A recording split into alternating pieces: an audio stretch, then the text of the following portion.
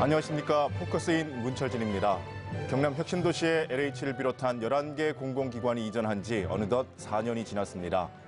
혁신도시는 국가의 균형 발전이라는 큰 틀에서 시작됐는데 기존 취지가 잘 이행되고 있는지, 또 쇠퇴한 도심에 새로운 활력을 불어넣을 문재인 정부의 국정과제인 도시재생 뉴딜 사업은 어떻게 추진되고 있는지 오늘 이 시간을 통해서 자세한 이야기 나눠보겠습니다.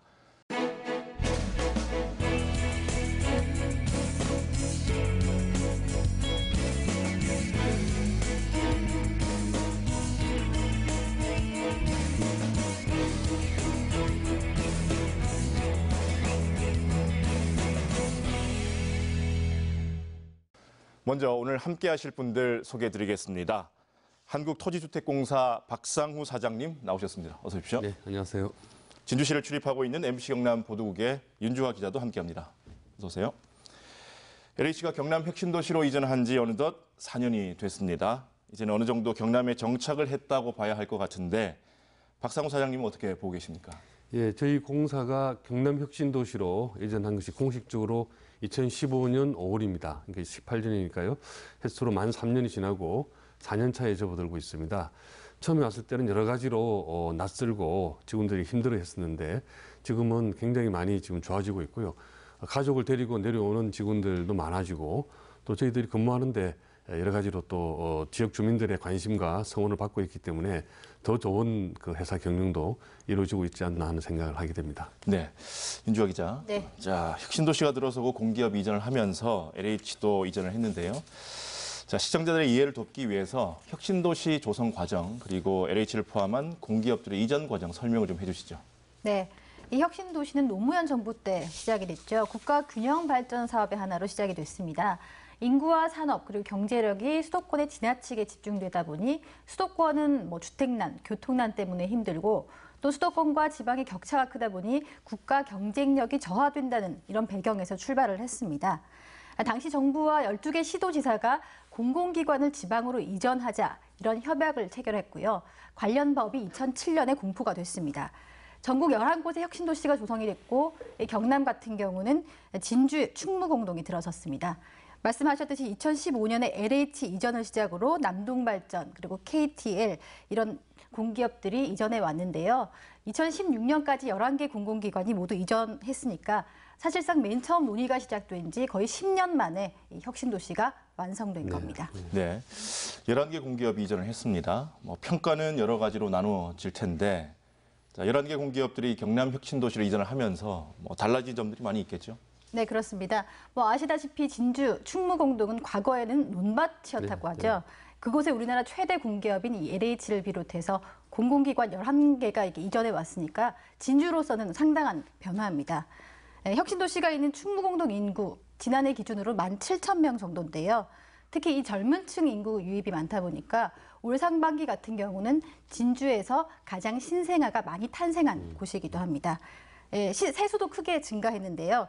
2014년까지 4천억대에 머물던 진주 세무서의 국세 징수액이 2015년에는 1조 원대로 올라섰고요.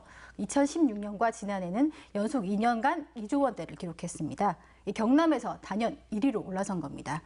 그리고 아파트와 상가 같은 어떤 대형 건물들이 들어서면서 재산세, 취득세 등 지방세수도 늘어서 지난해 지방세 세수액이 부과액이 약 539억 원. 그 가운데 절반가량이 공공기관에 부과됐습니다. 네. 인구와 돈이 이렇게 몰리다 보니까 진주 중에서도 특히 이 충무공동이 새로운 발전 거점이 되고 있습니다. 네. 자, 우리 경남 혁신도시에 입주한 이전한 공공기관 하면 LH를 가장 먼저 얘기를 합니다. 네. 이 LH 한국토지주택공사인데 어떤 일을 하는 곳인지 사장님께서 직접 한번 말씀해 주시죠. 예, 저희 공사는 약 9년 전에 여러분들이 더 잘 아시는 주택공사와 토지공사가 합병을 해서 한국토지주택공사 LH공사가 된 회사이고요. 간단히 말씀드려서 굉장히 큰 회사, 빅 컴퍼니이고 또 좋은 일을 하는 굿 컴퍼니다 이렇게 말씀드릴 수가 있습니다. 회사의 크기를 가늠할 때 여러 가지 기준이 있지만 대부분 경우에 이제 자산 규모를 가지고 이야기를 하는데요. 국내 기업들 중에서 단일 회사가 자산 기준으로 가장 큰 회사가 뭐 전자회사가 있고요. 그다음에 저희 회사가 두 번째로 큰 회사입니다. 그리고 이제 단순히 큰 회사일 뿐만이 아니고 하는 일도 국민들의 주거 안정을 위한 주거 복지에 관한 일을 하고 또 낙후 지역이 되겠습니다만 주로 이제 도심이라든지 개발이 덜 된 지역의 지역 개발을 담당하는 그러니까 국민들의 주거 복지와 낙후 지역의 지역 개발을 담당하는 우리 경제에 꼭 필요한 또 우리 국민들의 삶에 있어서 아주 기묘한 일을 하는 그런 굿 컴퍼니이다. 좋은 일을 하는 회사이다. 이렇게 기억해 주시면 고맙겠습니다. 네. 자, 앞에서 윤주아 기자가 얘기를 했지만 네. 뭐 경남 지역 세수 1위 진주 세무서가 계속 차지를 하고 있습니다. 예. 이게 LH를 포함한 11개 공공기관 이전 효과일 텐데 LH가 진주로 이전을 하면서 경제적인 효과 구체적으로 좀 계산을 해보셨는지 궁금합니다. 우선 저희가 돈을 1년에 한 12, 3조 정도 집행을 하는데요. 가능하면 이제 진주 지역에서 많이, 경남 지역에서 많이 집행하려고 노력을 하고 있습니다. 그래서, 지금 현재 총 69개 사업에 6,700억 이상의 그 돈을 투자를 하고 있고, 그러다 보니까 이제 지역에 일자리가 많이 생기고 있습니다. 그리고 아까 우리 윤 차장께서 말씀하신 대로 세금도 많이 내고 있는데요. 이전한 이후 지난해까지 3년간에 총 935억 원의 지방세를 냈습니다. 국세는 뭐 더 됩니다만은 영평면 300억 이상을 경남도나 진주시에 특히 많이 납부를 하고 있고요. 그래서 일자리도 많이 만들고 세수도 많이 또 만들어 드리고 또 저희가 이런저런 그 구매도 하고 있거든요. 그래서 여러 가지 물건을 살 때 저희 회사에 납품을 하는 회사들이 진주 또는 경남 지역에 많이 있을 것으로 생각을 합니다. 네. 네. 연간 한 150억 정도의 지출을 지역에 구매 비용으로 좀 지출을 하고 있습니다. 네. 본사 인원이 1,700여 명 네. 정도 된다고 알고 있습니다. 이렇게 좋은 공기업, 큰 기업이 지방으로 이전을 하다 보니까 지역 인재 채용, 또 지역민의 일자리 이런 쪽에 관심을 가질 수밖에 없는데요. 그동안 지역 인재 또 지역민들 얼마나 채용하셨습니까? 이제 두 가지로 나눠서 말씀드릴 수가 있는데 우선 이제 저희가 공채로 이렇게 뽑는 직원들이 있습니다. 대학교나 고등학교를 졸업하고 이제 시험을 봐서 들어오는 경우가 있는데 그게 이제 일반적인 경우이죠. 이 직원들의 경우에는 지난해까지 우리 공채 인원의 10%를 그 경상남도 지역에 있는 학교를 졸업한 학생으로 뽑도록 되어 있어서 작년에 저희가 한 500여 명의 학생을 공채를 뽑았는데 그래서 총 그 67명의 공채 합격을 시켰습니다. 근데 올해는 그 비율이 18%로 늘어났고요. 장기적으로 2020년까지 30% 늘어납니다. 근데 올해는 이 비율이 18% 늘어나니까 지난해보다 더 많은 숫자, 아직까지 모집 다 마무리되지는 않았습니다만은 한 7, 80명 이상의 경남 지역 인재들을 뽑을 것으로 생각이 됩니다. 그리고 이렇게 공채로 들어오시는 분들 말고 그야말로 저희 회사에 이때까지는 이제 기간제 사원으로 일을 하시던 분들, 예를 들면 경비라든지 혹은 뭐 청소를 하신다든지 혹은 무슨 조사업무를 하신다든지 하는 기간제 사원으로 근무하시는 분들을 지난해 올해 해서 저희들이 저희 회사의 정규 직원으로 전환을 시켜주고 있습니다. 그래서 이런 전환 작업으로 약 860명 이상의 경남, 특히 진주 지역의 분들이 저희 회사의 정식 직원으로 채용을 하시는 그런 좋은 일이 생겼습니다. 네, 상당히 많은 숫자인데요. 네. 지역민의 입장에서는 반가운 소식일 것 같네요. 네, 물론입니다. 이 청년 취업난이 심각한 건 어제 오늘 일이 아닙니다만 특히 지방대 학생들 같은 경우는 수도권 학생들보다 입사할 기업체 자체가 적다 보니까 더더욱 어려움을 겪고 있습니다. 수치로 봐도 올해 2분기 경남의 청년 실업자는 전체 실업자의 절반 정도인 2만 6천 명 정도인데요. 이런 상황에서 방금 말씀하신 LH나 뭐 남동발전 같은 규모 큰 공기업들이 지역 인재를 채용하고 있으니까 이 경남 입장에서는 반가운 일일 수밖에 없습니다. 네, 뭐 그렇다 하더라도 또 보강을 해야 될 부분이 있다는 지적들도 있는데요. 네, 그 최근 통계를 보면 이 진주 혁신도시의 지역 인재 채용률이 19% 정도입니다, 평균. 전체 전국의 어떤 혁신도시의 지역 인재 채용률이 13% 정도니까 그것보다는 살짝 웃도는 수치이긴 합니다. 그러나 10명 중에 2명 정도면 여전히 기대에 못 미치는 숫자고요. 정부의 의무 비율 확대에 따라서 올해는 18%, 2022년에는 30%까지 끌어올린다고 하셨는데 이게 실제로 채용으로 이어지는 게 중요할 것 같습니다. 그리고 또 하나는 이 LH를 포함한 공공기관들이 필요한 인재를 뽑기 위한 맞춤형 취업 지원 프로그램을 마련하는 것도 중요할 것 같습니다. 이 공공기관 인사 담당자들 제가 한 번씩 만나보면 뽑고 싶어도 뽑을 인재가 없다 이런 말씀을 많이 하시거든요. 아무래도 고등학교 때나 아니면 대학교 때 이 성적이 우수한 친구들은 외지로 많이 빠져나가다 보니까 이 지방대 학생들이 수도권 학생들하고 경쟁을 하면은 뒤처질 수밖에 없는 그런 구조인데요. 때문에 이런 LH 같은 공공기관들이 이런 필요한 인재를 키워서 뽑아 쓰는 것도 중요해 보입니다. 네, 윤 기자 말씀 방금 들으셨는데 덧붙여 주신다면요. 네, 저도 같은 생각입니다. 이제 방금 말씀드렸듯이 2020년까지 신규 모집 인원의 30%를 지역 출신의 대학, 지역 대학 출신의 학생으로 뽑도록 되어 있는데요.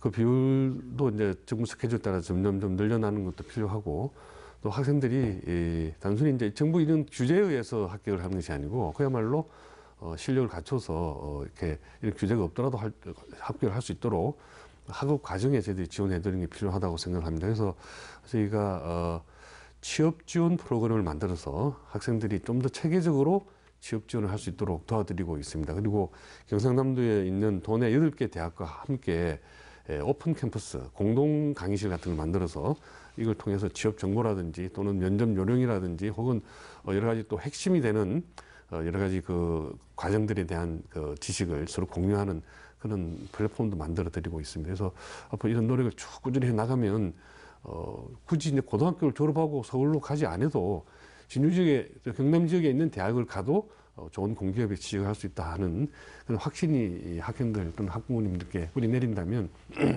정부 의도한 대로 지역 인재뿐만 아니고 이제 지역 대학 활성화에도 크게 도움이 될 것으로 생각을 합니다. 제가 질문 하나 드리고 싶은데요. 네. 지금 아파트 건립 같은 이 혁신도시의 물리적인 환경은 어느 정도 이렇게 조성이 됐습니다만 그 앞으로 문화나 예술, 지역민들의 삶의 질과 관련된 사업 어느 정도 구상하고 계신지 궁금합니다. 이제 혁신도시에 이제 일자리가 넘쳐나야 되고요, 기본적으로. 그와 덧붙여서 또 혁신도시를 중심으로 사람들이 살기 좋은 환경이 조성이 돼야 됩니다. 그것을 이제 정주 환경이라 이렇게 말씀하시는데 이 정주 환경은 크게 두 가지가 있습니다. 하나는 교육이 잘 돼야 되고 그 안에서 학생들이 공부를 잘 할 수 있는 환경이 만들어져야 되고요. 또 지역에 사시는 분들이 여러 가지 문화적인 혜택을 볼 수 있는 인프라가 갖춰져야 되고 그 실제로 잘 운영이 돼야 됩니다. 그래서 저희들이 내려올 때 그 진주 지역을 대표하는 이성자 화백님의 그 작품들을 모아서 혁신도시 안에 규모가 크지는 않지만 이성자 미술관을 개관을 하면서 내려왔고요. 또 최근에 저희 회사 사옥에 여유 공간들이 좀 있습니다. 그걸 활용해가지고 아트지움이라고 일종의 이제 갤러리를 개관을 해서 경남 지역에 있는 그 작가 단체에서 무상으로 그 전시를 할 수 있도록 하는 그런 공간을 만들었습니다. 그리고 또 저희가 부설로 토지주택 박물관을 운영을 하고 있는데요. 지난주에 이 토지주택 박물관에 그 입장하신 분들이 10만 명을 넘어서는, 물론 이제 서울에 있을 때의 숫자도 포함되어 있습니다만 10만 명을 넘어섰고요. 주간, 야간으로 해서 여러 가지 교양 강좌도 같이 하고 또 역사 투어도 같이 하는 그런 인프라를 가지고 있습니다. 앞으로 그 경남교육청과 진주시와 협업을 해서 혁신도시 내에 복합문화도서관을 만드는 구상을 가지고 있고요. 기본적인 MOU는 되어 있습니다. 그래서 금년 11월 달에 이 복합문화도서관을 만드는 약정을 공동으로 체결을 하면 내년도에 착공을 하고 한 1, 2년 지나면 아주 지역을 대표하는 그야말로 어디 내놓아도 손색이 없는 그런 도서관이 생기지 않을까 생각합니다. 그 외에 수도권에서 유명 그 예술단이라든지 또 연예인들을 초청을 해서 수시로 문화 강연 또는 강좌도 개설을 하고 있습니다.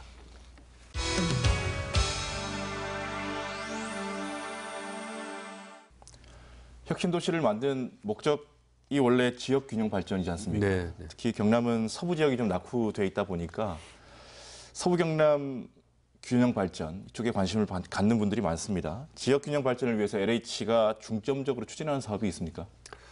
우선 총액으로 말씀을 드려서 저희가 경남 지역이 앞으로 지역 발전을 위해서 약 4조 1천억 원 정도를 투자할 계획을 구체적으로 가지고 있습니다. 우선 이제 다들 아시고 있지만 진주와 사천에 항공국가선단을 이제 금년에 지금 보상 작업 중에 있고요. 빠르면 이제 공사 착공이 들어가서 말로만 이야기하던 항공산단이 서부 경남 지역에 내리게 되면 이제 이 지역이 정말 우리나라의 항공산업을 이끌고 갈 수 있는 그런 핵심적으로 성장할 수 있는 토대가 마련될 것으로 생각이 됩니다. 그리고 밀양에 또 나노 공업을 위한 산업단지 같은 곳에 앞으로 5년간 2조 4천억 원의 투자 계획이 이미 확정이 되어 있고요. 그 외에도 추가적으로 김해 지역의 도시첨단 산단, 또 고성 지역에도 무인기를 위한 종합타운 또 등등 해서 약 1조 7천억 원 정도를 향후 5년간 더 추가로 투자할 계획을 지금 준비 중에 있고 그것이 거의 확정 단계에 있습니다. 이렇게 되면 상당히 많은 그 일자리가 서부 경남을 중심으로 경남 지역에 생겨나게 될 것이고요. 지금 경남 지역 경제가 상당히 어려움을 겪고 있는데 지역 경제 활성화에도 크게 도움이 될 것으로 생각이 됩니다. 네. 지역 균형 발전 차원에서도 도시재생 사업 중요할 것 같은데요. 정부에서도 지금 도시재생 뉴딜 사업을 국정과제로 추진하고 있지 않습니까? 자, 경남은 도시재생 뉴딜 사업에 선정된 곳 몇 곳이나 있습니까? 네, 이 문재인 정부의 핵심 국정 사업이 바로 도시재생 뉴딜 사업입니다. 5년 동안 전국 500곳에 10조 원의 재정과 40조 원의 기금 및 공기업 투자를 하는 대규모 국가 사업인데요. 이 쇠퇴한 도시를 그 지역 특성에 맞게 리모델링해서 새롭게 도시에 활력을 불어넣겠다, 이런 취지입니다. 경남은 도시 쇠퇴도가 지난해 말 기준으로 71%로 전국 평균인 69%보다는 웃돌고 있는데요. 올해는 8곳 최종 선정이 됐습니다. 엊그제 발표가 났습니다. 국비 842억 원을 확보했고요. 선정된 지역을 보면 시 지역이 5곳, 그리고 군 지역이 3곳인데 창원시 진해구 충무동, 김해시 삼안동, 창원시 마산 회원구 구암동, 통영시 정량동, 사천시 대망동 이렇게 5군데고요. 군 지역은 남해군 남해읍과 함양군 함양읍, 그리고 산청군 산청읍 등 3곳입니다. 이런 낙후된 쇠퇴한 구시가지의 기능 회복에 예산을 투입하는 사업입니다. 다만 혁신도시가 있는 이 진주가 지난해에 이어서 올해도 탈락한 것은 좀 아쉬운 부분입니다. 네. 정부의 도시재생 뉴딜 사업과 관련해서 LH가 참여하고 있는 사업도 있습니까? 예, 전국적으로 도시재생 뉴딜 사업은 그 LH가 크게 역할을 기여를 하고 있습니다. 우선 지난해 68곳이 선정되었는데요. 그중에서 LH가 직접 수행하거나 혹은 지자체와 공동으로 수행하는 곳이 다 합쳐가지고 68곳의 거의 절반에 가까운 32곳이 저희가 관여하는 사업지구였고요. 지난 8월 말에 정부가 발표한 99곳 사업 중에서 저희가 또 아까 말씀드린 관여하고 있는 곳이 총 45곳입니다. 그래서 정부가 지금 추진하고 있는 도시재생 뉴딜 사업의 약 40% 정도는 LH 손에 의해서 이루어지고 있다, 이렇게 말씀드려도 되겠습니다. 예. 네. 그 중에서 공모를 또 하신 곳이 있더라고요. 네. 통영에 있는 신화조선소, 네. 이런 곳은 아이디어를 받고 계신데 이렇게 공모를 추진하신 배경은 뭔가요? 지난해 선정한 68곳 중에서 개수로 따지면 경남 지역이 이렇게 많지는 않습니다만은 경남 지역에서 전국의 68곳을 대표하는 가장 중요한 곳이 한 곳이 있습니다. 그것이 바로 통영에 있는 이제 폐조선소라 그러죠. 이제 조선소로 쓰다가 문을 닫은 곳인데요. 신화 조선소가 있습니다. 통영에서 이렇게 들어가다 보면 미륵산 쪽으로 가다 보면 바닷가 쪽에 있는 아주 위치가 좋은 곳에 조선소를 하다가 회사가 문을 닫고 몇 년간 방치가 되어 있던 곳이 있습니다. 그곳을 지난해 저희가 주 채권은행인 산업은행으로부터 상당한 금액을 주고 이제 매수를 했죠. 이곳이 지난해 선정된 도시재생 그 사업 중에서 경제기반형으로 가장 큰 규모의 사업지가 되겠습니다. 그래서 앞으로는 저희가 이곳을 좋은 자연적인 환경과 또 여러 가지 인문적인 환경들을 충분히 활용해서 전 세계에 내놓을 수 있는 복합 문화 관광 그 핵심 지역으로 개발할 그런 야심찬 야망을 가지고 있습니다. 그래서 어떻게 개발하면 좋을지 저희 회사 내에도 여러 분의 전문가가 계시고 저도 뭐 조금 이렇게 이야기를 할 수 있는 입장이 있습니다만은 저희끼리 이렇게 아이디어를 내기보다는 전 세계에 내놓으라 하는 건축가들로부터 한번 아이디어를 한번 받아보자 해서 지금 그 공모 작업 중에 있고요. 7개 팀이 예선전을 통과해서 지금 본선을 겨루고 있습니다. 본선을 겨루고 있는데 9월 중순에 1차 선정안이 선정될 예정으로 있고 그것과는 또 병행해서 일반 주민들도 이제 의견을 좀 제출할 수 있도록 아주 그 톱 클래스의 전문가만 내는 것이 아니고 통영에 사시는 분이나 경상남도 주민들도 이 지역이 내 고향이 이렇게 좀 됐으면 좋겠다라는 바람이 있을 것 아니겠습니까? 이런 바람들을 저희가 적극적으로 좀 시민 공모로 하는 그런 작업도 지금 병행을 하고 있습니다. 이것이 한 10월 중순까지 또 이루어질 틈이고요. 이렇게 되면 국제적인 이 건축가의 작품하고 우리 시민들이 도민들이 바라는 아이디어들이 같이 융합이 되어 가지고 앞으로 전 세계에 내놓을 수 있는 그런 멋진 하나의 상징적인 곳으로 탈바꿈해 나갈 수 있도록 지금 노력을 하고 있습니다. 예. 네, 방금 말씀을 하셨지만 공모 발표가 곧 되는데 이 통영 폐조선소 도시재생 사업의 밑그림, 사장님 생각하시는 밑그림은 어떻게 그리고 계신지 궁금합니다. 우선 통영과 통영항이 가지고 있는 바다를 끼고 있지 않습니까? 그래서 아마 그 바다를 활용하는 여러 가지 아이디어들이 나올 것으로 생각이 되고요. 그래서 바다를 활용한 체험형 관광이라든지 혹은 이제 단순히 왔다가 가는 것이 아니라 이곳에서 쉬어가면서 휴양을 할 수 있는 휴양형 관광이라든지 또 단순히 이제 바다와 같은 자연적 환경뿐만 아니고 통영은 여러분들 아시다시피 시인 김춘수 시인이라든지 또 여러 가지 또 문인들 유찬 선생님이라든지 또 우리 문학적인 전통도 굉장히 깊은 곳이지 않습니까? 네. 그래서 이러한 그 전통들을 잘 살리는 문화적인 체험도 할 수 있는 그런 시설까지 같이 엮어가지고 좋은 작품을 만들어 볼 생각을 했습니다. 인근에 또 박경리 선생님 문학관도 멀지 않은 곳에 있거든요. 이런 것들을 다 묶어서 자연과 또 휴양 또 문화가 함께 어우러지는 그런 전 세계에서 내놔도 손색이 없는 그런 최고의 휴양 관광지로 만들어 볼 생각을 가지고 있는데요. 어떤 아이디어들이 나올지 저희도 지금 굉장히 궁금하게 보고 있습니다. 네. 네. 그런 아이디어들은 그대로 반영이 되는 건가요? 참고만 하시는 건가요? 일단 이제 국제 공모를 했으니까요. 저희가 책임이 있게 그 기본 약간의 변형은 있지만 선정된 아이디어를 중심으로 조금씩 더 덧붙여 나갈 생각으로 있습니다. 네. 진주도 마찬가지고요. 경남 곳곳에 노후된 구시가지들이 많이 있습니다. 네, 이런 곳의 문제를 해결하기 위해서 LH의 도시재생 플랜은 어떤 건지 궁금합니다.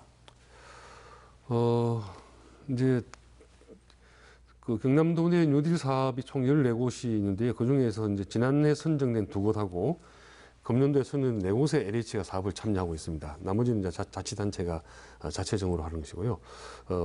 지난해 선정된 곳은 아까 말씀드린 통영 폐조선소 사업이 있고 또 김해에 무게지구 사업이 있습니다. 그리고 금년에 이제 선정된 곳 중에는 창원의 진해 중심시가지, 또 김해 삼안의 중심시가지, 창원의 고암의 일반 걸린 지역, 그리고 저 남해의 중심시가지 이렇게 4곳이 저희가 관여를 하고 있습니다. 이쪽에도 저희들 아까 말씀드린 대로 우리 윤 기자님 말씀하신 대로 지역의 특성을 살려서 그 지역의 강점을 살리는 시설들을 추가로 배치를 하고 또 지역의 정비가 필요한 것들은 또 깨끗하게 정비를 하는 2가지 투 트랙으로 갑니다. 그러니까 기존의 마을을 정비하는 데 단순히 그치지 않고 뭔가 좀 활력이 될 수 있는 시설을 추가로 또 투입을 하는 그런 2가지 작업을 같이 병행해 나갈 것으로 예정으로 있습니다. 그리고 이제 뉴딜 사업 이전에 지난 정부에서 시작했지만 샛들마을 사업이라는 게 있거든요. 진주의 옥봉지구, 비봉지구가 선정이 되어 있는데요. 이 샛들마을 사업은 쉽게 이야기하면 달동네 정비 사업이다 이렇게 생각하시면 되겠습니다. 아주 낡은 집들이 많은 달동네를 새로운 동네로 바꾸어 나가는 건데 지금 옥봉 샛들마을, 비봉 샛들마을 사업들이 차근차근 진행이 되고 있습니다. 그래서 우선 이제 정비 사업을 하고 있고요. 그래서 옥봉 같은 경우에는 굉장히 위험한 옹벽이 있는데 그 옹벽을 오히려 벽화를 그린다든지 무슨 시설물을 추가를 해가지고 관광객들이 보러 올 수 있는 그런 시설로 180도 전환시키는 작업을 하고 있고요. 그 낡은 집 일부는 또 헐어내고 새로운 그 주민들 쉼터라든지 카페를 넣는다든지 이런 작업들을 병행해 나가고 있습니다. 그래서 저도 시간 나는 대로 옥봉을 가보거든요. 그래서 제가 개인 욕심이 있으면 사실은 진주가 고향이신 분들은 다 옥봉 마을에 대해서 잘 아십니다. 시내 중심에 있으면서도 낡은 판자집들이 밀집해 있는 지역이다. 지역에 좀 약간의 좀 눈에 거슬리는 지역이다. 이런 생각들 많이 가지고 계시는데 몇 년 지나시면 옥봉이 진주를 대표하는 그런 얼굴이 될 수 있도록 저희가 한번 애써보도록 하겠습니다. 예. 이런 재생 사업들이 진행이 되면서요. 네. 혹시 거기에 살고 있는 분들이 쫓겨나는 건 아닌지 이런 우려를 하시는 분들도 있거든요. 예, 그런 도시 재개발 사업과는 다른 거죠.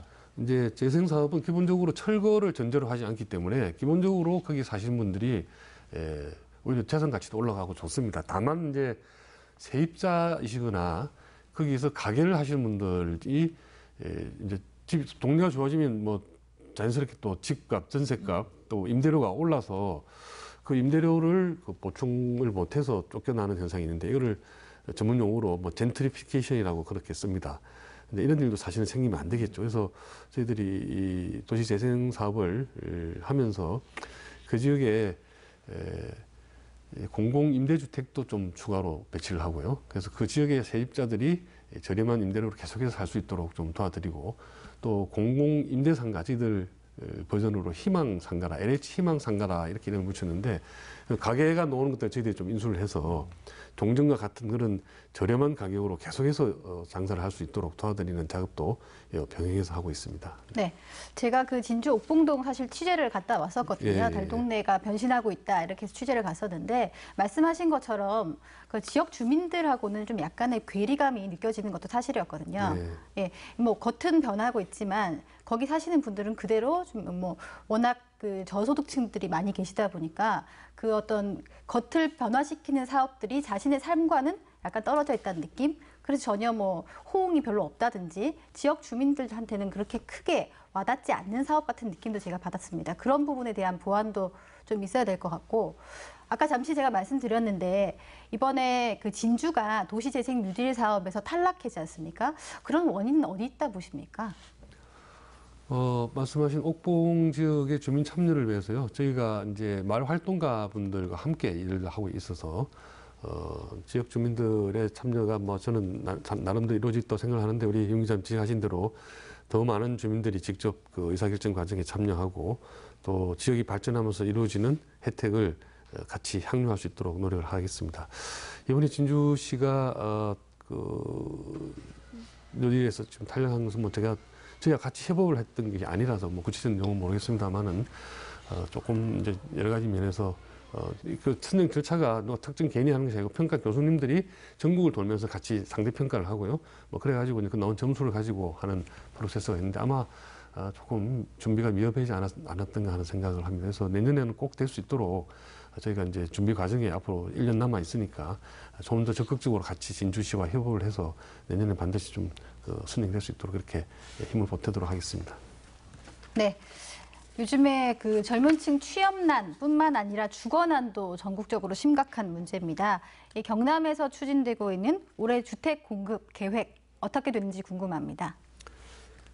예, 저희가 이제 분양주택도 일부 하지만 주로 하는 것이 국민임대라든지 행복주택과 같은 임대주택을 새로 지어서 공급을 하는 일을 하고요. 또 기존에 있는 다가구 다세대 주택을 매입을 해서 임대주택으로 제공하거나 혹은 더 형편이 어려운 분들에게는 전세를 얻어들여서 이제 전세금이 예를 들어서 8천만 원이다 그러면 거의 95%를 정부 지원을 받아서 LH가 제공해드리고 전세금 5%만 이제 입주자가 부담하는 제도가 있습니다. 전세 임대주택이라고 하는데 이렇게 해서 다양한 형태의 임대주택을 여러 소득 계층에 맞춰서 공급을 해드리고 있습니다. 그래서 금년에 경남 지역에 대해서는 이건 새로 집을 짓거나 전세 또는 그 매입을 해서 제공해주는 주택을 목표로 저희가 5,800호 정도, 약 6,000호 정도를 새로 지원해드릴 예정입니다. 그래서 우리 경남 도민들께서 집 문제를 좀 겪고 계시다. 그러면 일단 기본적으로 LH를 찾아주시면 뭔가 도움이 돼도 될 수 있을 거라고 생각됩니다. 6,000호 정도를 새로 공급을 해드린다. 그러면 물량이 늘어나는 거고요. 또 기존에 저희가 유지하고 있는 것 중에서 또 신규로 입주를 또 모집하는 경우도 있기 때문에 그럼 상담을 해드리면 지금 어느 집이 비어 있으니까 가실 수 있다든지 혹은 그렇지 않으면 몇 달 기다리시면 어느 지역에 새로운 물량이 나온다든지 하는 것을 자세히 안내해 드릴 수가 있습니다. 그래서 집이 필요하신 분들은 저희 공사를 찾아서 마이홈센터를 찾아서 상담을 해주시면 맞춤형 상담을 받을 수 있을 거로 생각하고요. 그리고 이제 정부가 제공하는 주거급여라는 것이 있습니다. 직접 집을 주는 것이 아니고 이제 돈으로 들여서 임대료를 내는데 좀 도움이 될 수 있도록 하는 주거급여가 있는데요. 그 주거급여 조사를 저희 공사가 맡아서 하고 있습니다. 주거급여를 받을 수 있는 기준이 작년까지는 이제 부양가족이 있으면 사실은 부양가족이 돈을 안 보태줘도 이건 아들이 부양해야지 뭐 이러면서 정부가 지원을 안 해줬는데 금년부터는 그 기준이 없어집니다. 그래서 부양가족이 있다는 이유만으로 지원 대상에서 안 되는 일이 금년부터는 없어지고 하기 때문에 작년까지는 그래서 한 4만 명 정도가 이 주거급여 조사를 받아서 주거급여를 받았는데요. 금년에는 거의 그 2배가 늘어나서 8만 6천 가구 정도가 주거급여의 대상으로 될 예정으로 있습니다. 그래서 주거급여 조사를 통해서 직접 임대료를 보전해드리는 그런 정책도 저희가 직접 시행을 하고 있다는 말씀 드리겠습니다. 예.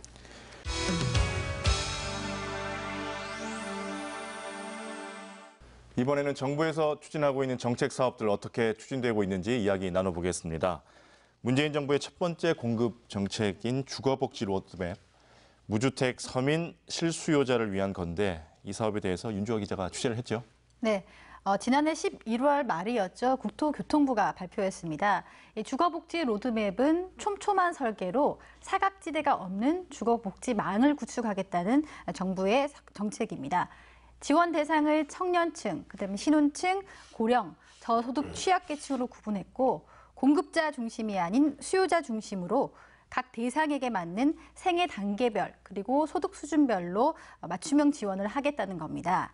이를 위해서 정부는 2022년까지 공공임대 100만 가구를 공급하겠다고 밝혔는데요. 공공임대 65만 가구, 공공지원 민간임대 20만 가구, 공공분양 15만 가구 등 모두 100만 가구를 공급하겠다 이렇게 밝혔습니다. 신혼부부를 위한 임대주택 입주자 모집이 지난달 31일부터 시작되면서 본격적으로 사업이 시작되는 단계입니다. 자, 이 사업 추진하는데 LH 역할이 상당히 중요해 보입니다. 네. 이제 추진하고 계신 주요 사업, 진행 상황은 어떻게 되는지 궁금합니다.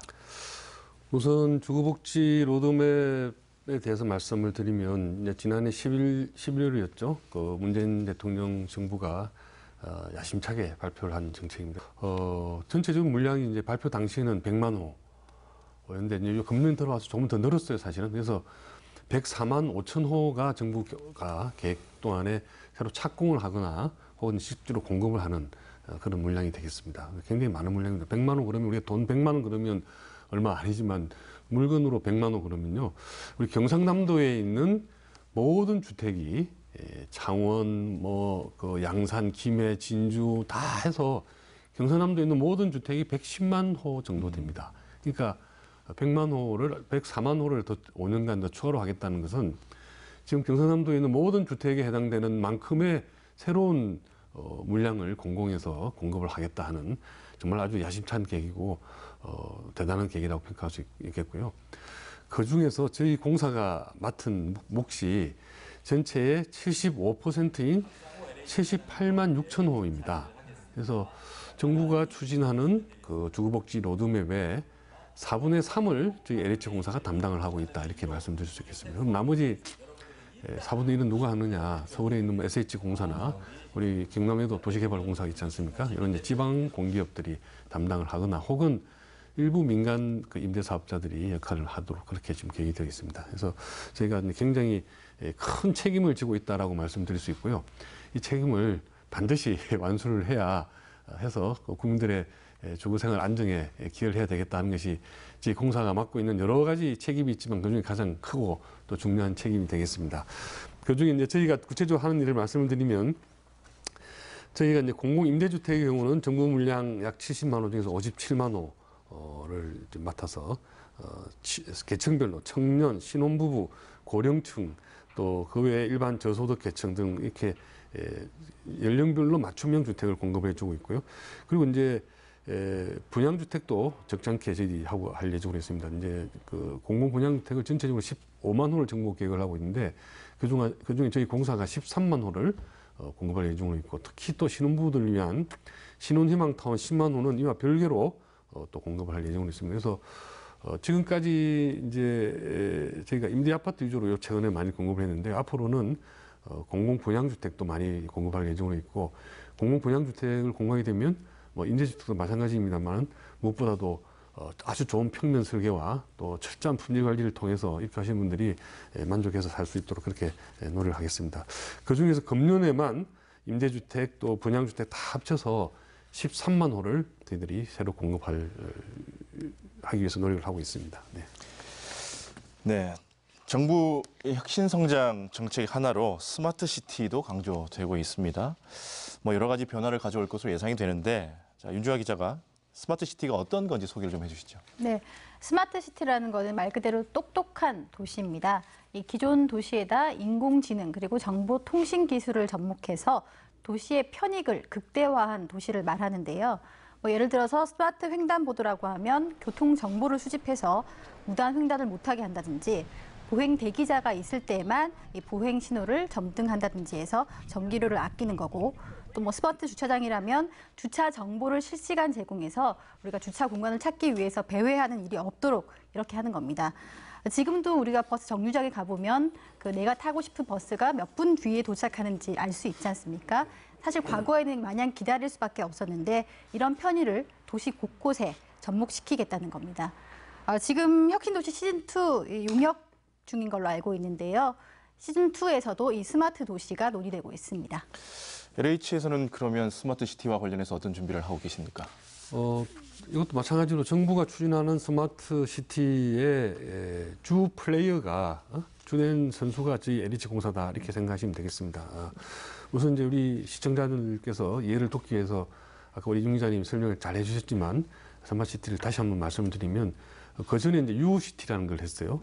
대표적인 것이 이제 우리 그 길을 가다 보면 곳곳에 CCTV가 많이 달려 있지 않습니까? 그게 범죄 감시용으로도 쓰고 또 교통 정보도 모집하고 우리가 지금 늘 쓰는 그 내비게이션 이런 것들이 사실은 그런 데서 나오는 정보를 가지고 과거 같으면 우리가 깜깜이로 이렇게 길을 갈 수밖에 없었는데 지금은 집에 출발하기 전에 여기 진주에서 오늘 창원 MBC 온다 그러면 어느 길로 오는 것이 제일 빨리 오는지 몇 분 걸리는지 다 예상을 하고 오거든요. 이런 것들이 스마트 시티의 한 단면이 아닌가라고 생각을 합니다. 그래서 저희가 우리 그 우리나라의 국민들이 전 세계적으로 가장 이 스마트 시티가 발전된 도시 환경 속에 살고 있다 이렇게 말씀드려도 틀림이 없는 것 같고요. 좀 더 이제 이러한 것을 좀 더 발전시켜서 그야말로 전 세계 모든 이 도시 전문가들이 대한민국의 스마트 시티를 한번 구경하러 오자 하는 미래가 곧 닥치도록 저희가 정부와 협업을 해서 시범 도시를 애석하게 경남은 아니고 저쪽에 세종시에 지금 구상을 하고 곧 착수를 할 예정으로 있습니다. 이 세종시에서 아직 저희들이 개발 계획을 확정하지 않은 구역이 좀 남아 있는데요. 그 중에 한 곳을 선정을 해서 전 세계를 대상으로 하는 스마트 시티의 모델 시티를 저희들이 구상을 해서 곧 착수를 할 예정으로 있습니다. 거기에 되면 기본 구상이 세워졌는데요. 차 없이 돌아다닙니다. 그 안에는. 안에서 이제 자율주행차가 돌아다니고 일반 개인이 운전하는 곳이 아니고 일반 개인은 바깥에서 들어올 때는 주차장에 바깥에 파킹을 해놓으면 도시 안에는 무인으로 움직이는 버스나 택시가 사람을 실어 나르고 또 말씀하신 대로 주차장도 어디가 다 있는지 집에서 나올 때 미리 예약까지 할 수 있다든지 또 거기 사시는 분들이 헬스케어도 스마트하게 자기 건강에 관한 정보도 한 곳에서 병원에서 또 다 관리를 해서 건강관리까지 같이 할 수 있는 그런 여러 가지 발전된 기술을 접목하는 국가 시범단지를 저희가 지금 준비를 해서 구상을 하고 있고요. 이런 것들이 되면 단순히 그런 도시를 보러 외국에서 구경하러 오는 것이 아니고 여러 가지 기술들이 필요합니다. 그런 기술들이 같이 개발될 수 있도록 저희가 신경을 써서 노력을 할 예정으로 있습니다. 예를 들면 아까 CCTV라든지 여러 가지 센서라든지 이런 것들이 이 스마트 시티에 들어가는 요소 기술들인데요. 우리 경남 지역에는 다행스럽게 기계공업이 많이 발전해 있습니다. 그런데 경남 지역의 기계공업은 지금까지는 이제 대기업의 하청 일들 많이 했는데 앞으로는 이 스마트 시티 쪽에도 기술 개발을 좀 하실 수 있도록 저희가 적극적으로 좀 프로모션을 할 예정으로 있습니다. 네. 네, 사장님 국토부에 근무를 하셨고요. 네네. 그렇죠? LH까지 오셨는데 토지와 주택 분야 전문가이시고요. 네. 개인적으로 토지와 주택에 대해서 철학이 있으실 것 같아요.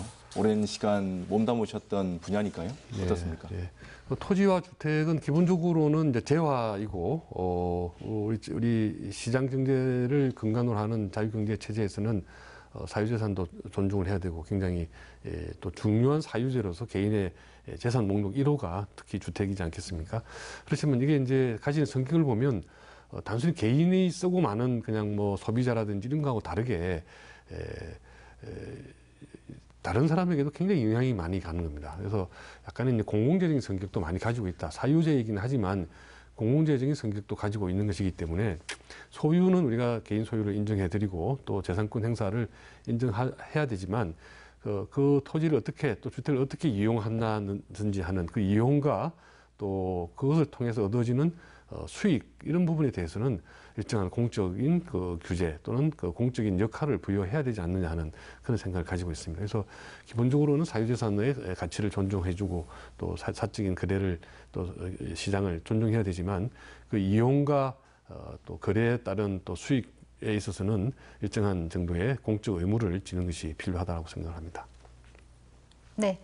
제가 끝으로 질문을 하나 더 드리고 싶습니다. 그 혁신도시가 이전을 하고 4년이 지났는데요. 아까 말씀하신 대로 정부의 주 플레이어로서 방대한 사업을 하고 계시지만 아직 지역민들은 이 LH가 지역에 있는 공기업인지 또 어떤 사업을 하는 곳인지 잘 모르는 분들이 많습니다. 앞으로 지역민들과 함께 어떤 해나가실 지역을 발전시킬 계획들 어떤 것들 갖고 계신가요? 네. 저도 그런 점을 느끼는데요. 우리가 지금 그야말로 모바일 세대에 굉장히 뉴스의 전파가 빠릅니다. 그러나 또 소문의 전파는 더딘 면도 있고 해서 정말 이게 체감 지역 주민들이 저희 공사의 역할이라든지 또 이런 것들을 체감하시는 데는 상당히 시간이 걸리는 것 같아요. 뭐 하루아침에 되는 일이 아니라고 생각을 하고 저희 공사가 경상남도 특히 이제 진주를 비롯한 서울 경남 지역의 발전을 위해서 다양한 노력을 지속적으로 기울여 나가야 된다라고 생각이 됩니다. 아까 말씀드린 대로 산업단지를 만들고 또 임대주택을 짓고 주거복지 서비스를 제공해드리고 하는 일들을 꾸준히 열심히 또 해나가면서 그 외에 여러 가지 사회 공헌 활동도 저희가 적잖게 하고 있습니다. 이런 것들을 겹겹이 쌓아 나간다면 지역 주민들도 LH 공사를 그야말로 지역에 또 지역을 대표하는 그런 공기업으로 생각을 하고 더 많은 애정을 가지시지 않을까 생각을 합니다. 예. 말씀하신 것처럼 지역 발전에 더욱더 많은 관심을 부탁드리고요. 끝으로 LH 사장으로 앞으로 어떤 부분에 역점을 두고 일을 하실 예정인지 말씀 듣고 마무리하겠습니다. 예,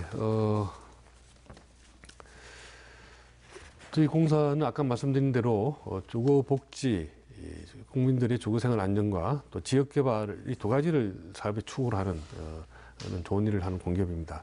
그래서 앞으로 이 두 가지를 저희가 얼마나 잘 성과를 내느냐에 따라서 정부의 성과도 뭐 큰 몫을 저희가 담당을 하고 있다 생각을 합니다.